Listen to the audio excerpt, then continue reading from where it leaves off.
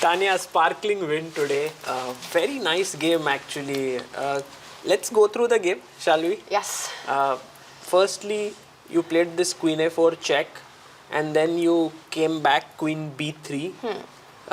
Already, I'm sure you were like out of prep, right, at that point.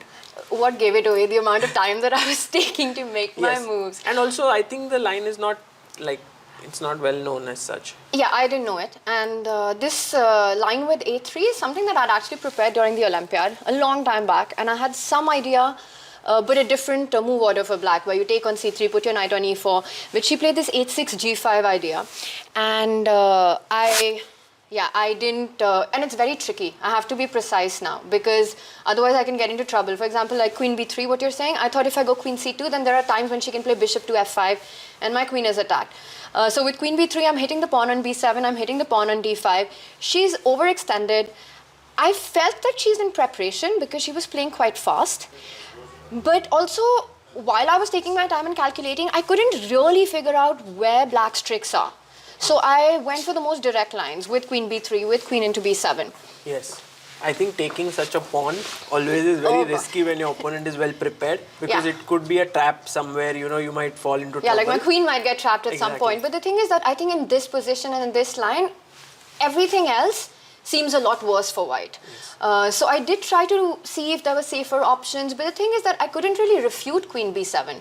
There was a line that I was a little worried about, which was queen b7, knight a5, queen c7, short castle. Yes, this, according to the engine, this was the best move. Could you explain to us why queen takes c7 suddenly gives you a huge advantage, and why castle actually gives black like good position? Because I think in the game, she struggled with that h8 rook throughout. The thing is that after queen takes pawn, you actually end up sacrificing 2 pawns temporarily, but your rook comes into play really quickly. And I thought that that has to be the main move for black. Queen c7, short castle, and here I was going to take on d8, rook d8, and go bishop c7. Knight b3, rook b1. So I was looking at these lines, and then you go... And rook dc8. Rook dc8, rook into b3, rook into c7, and I will probably end up losing my c3 pawn. She has a lot of piece activity, and that's where I felt her compensation is. But I also thought that I should be able to finish my development by giving back the pawn. But definitely short castle was the critical move. When she takes on c7, the problem with this move is that now my bishop takes back with the tempo. The knight on a5 is hanging. Also, I thought here that she probably wants to go knight b3, but she went knight c4, which again helps me because I anyway need to develop. So after e3, I'm threatening to take on c4, take out my bishop, and go short castle. I'll have to check if I could have done something better. But like I said, I couldn't completely refute getting greedy with the pawns. No, you did it well. And as you rightly pointed out, castles was her best option. And after she took on c7, you got an advantage. And you nurtured it right till the end. Did you feel at some point that things were going out of control, or you were always in control in the game? I felt once my pieces came out and I have this extra pawn, I mean, I should be clearly better.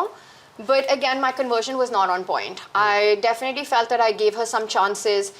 I thought I played really well till a certain point where I tie down her bishop, I tie down her rook. I thought rook c5 is really nice to rook b7. Now d5, e5 is hanging.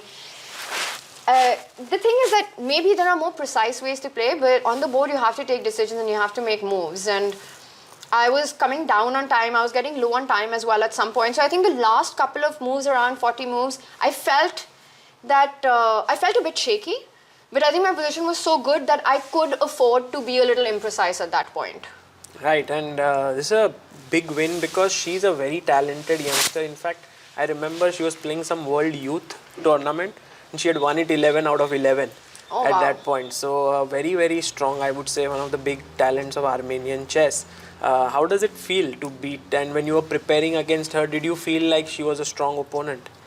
I feel like whenever I take interviews during commentary and I ask this question when a top player is playing against the youngsters, they always say catch them while they're young. So I felt definitely, I mean, I prepared against her, although she played something completely different and unexpected than what I had prepared, that she's a very aggressive player. She's a very ambitious player, regardless of whether she's playing white or black. She's also been having a good tournament over here as well. But I feel that she kind of overextended today, and probably she wanted to take a lot of chances, but it backfired at some point.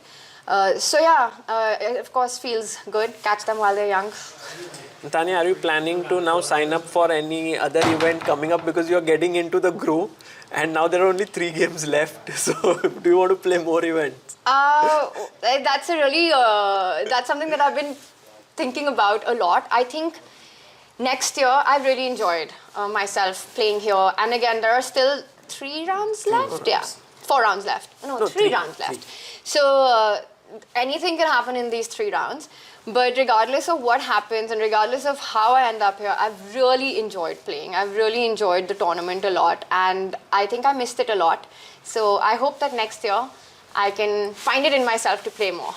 Well, your yesterday's interview did inspire a lot of people.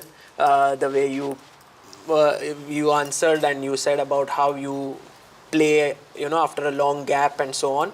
And I'm sure that your results now are inspiring people as well. So congratulations. Thank you.